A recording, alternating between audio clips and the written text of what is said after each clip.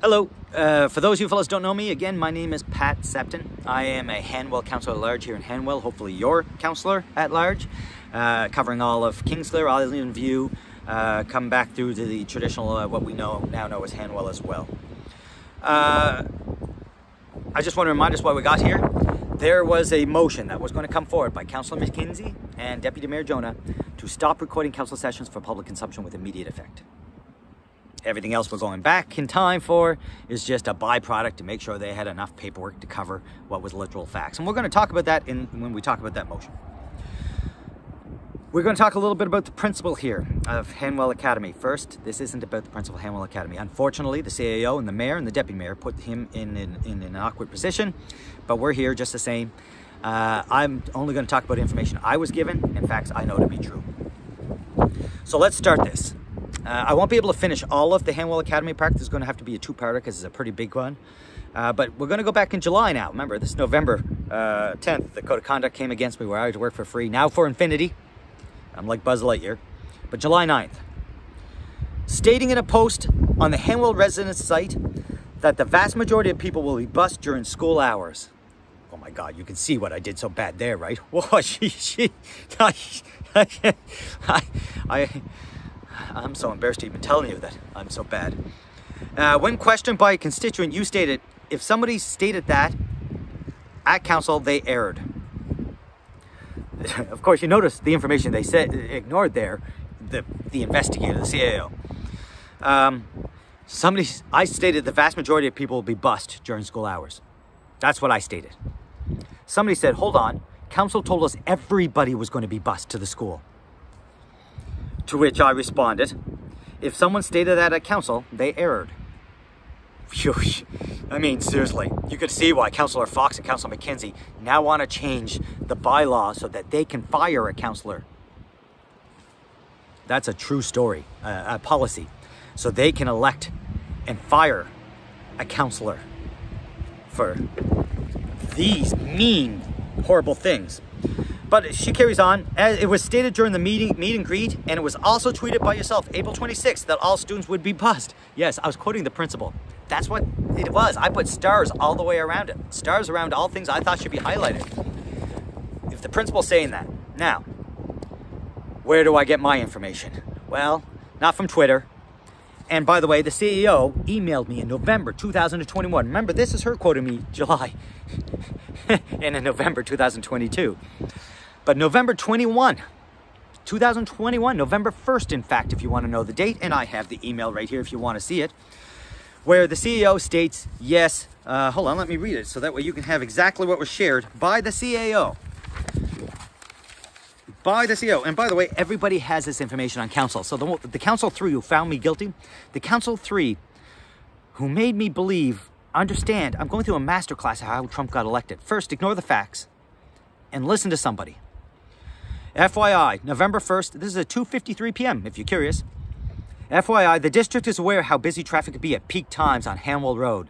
So they will be offering bus to the vast majority, which is what I said. But we also learned this when we had the meeting with the superintendent of the school district, with DTI, with the busing authority, and with the engineering firm who did the traffic study in January 2022. Councillors Fox, Councillor McKenzie, and I were there. Deputy Mayor Jonah, the CAO was for sure there. We were all there at this meeting. The mayor was there. We were there at this meeting. It was online. And they stated the vast majority. Moreover, it's in the traffic study. The traffic study. Councillor Fox was the vice chair of the Transportation Communication Committee. He was part of the traffic study. You may not have heard a lot about the traffic study because the mayor and the CAO forced me to redact safety concerns from you, the public. The mayor and the CEO forced it. Again, don't believe me. Everything's in email, and I believe that would have been part of an RTIPA process somebody out there might have.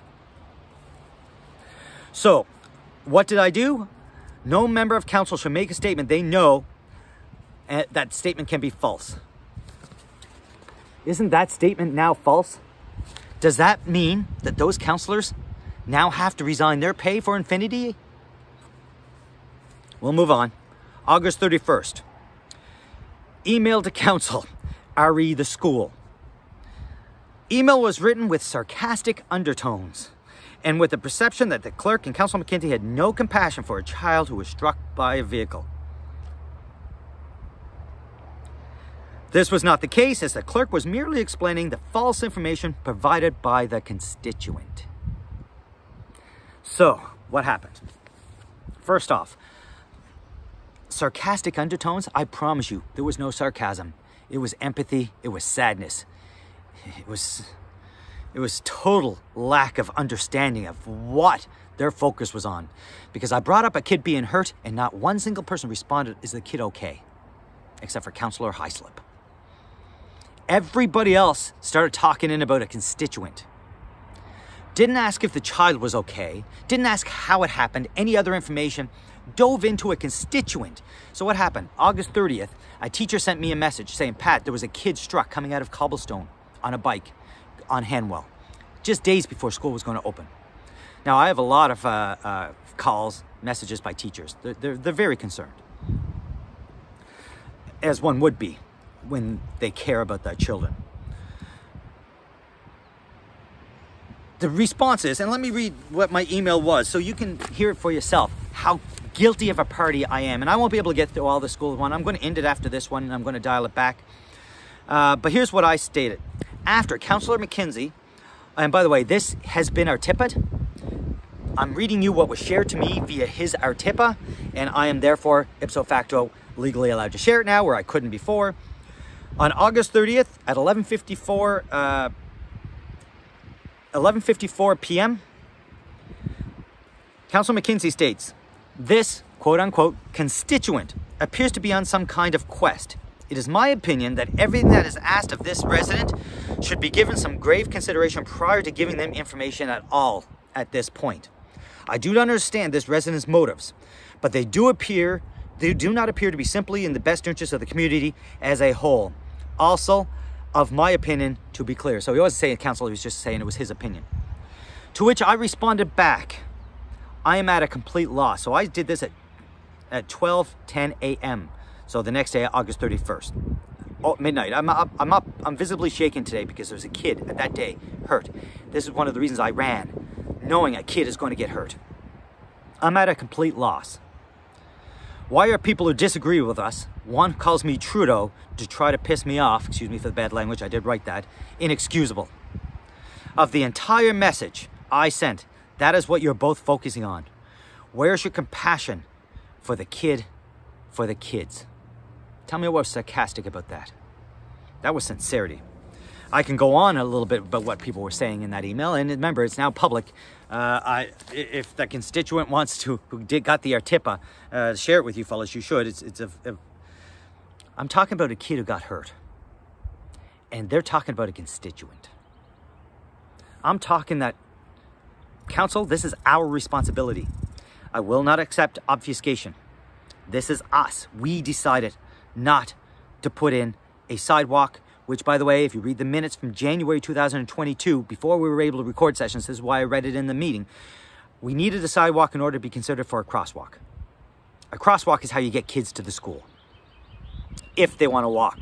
The vast majority, I knew in November, I knew in January, I knew in February. We talked about this a lot. The traffic study states clearly there's going to be kids biking and walking. Clearly states it. We know this. So do they. The Council 3, the people putting me through a master class in truth and non-truth. We know that we needed a sidewalk in order to be considered, because they needed a safe place to put the kids on either side. But the Irving down there can have a crosswalk for its patrons in a 70 zone. We're only 10 kilometers different, and we can have it too. Moreover, I found crosswalks in our province in 80 zones. The fight to not have a crosswalk, not have a sidewalk, is beyond me. And when I pointed out that there was a child, because a teacher pointed out to me, and I'm going to show you the video right here, or a photo of the tire tracks, because I went up and I was visibly shaken. I couldn't eat that whole day, because if something happens, this is me who caused it. At this point, I feel I fought. I've done everything I could to get a sidewalk.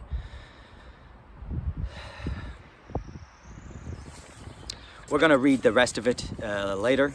So part 2 of the sidewalk code of conduct is going to be about Mr. Plord, specifically my post about why he has bike racks there and what was told to us by the CAO in recordings versus where she says, I did not discuss sidewalks or crosswalks with the principal and take a great offense in you stating in emails on social media that I have lied to council.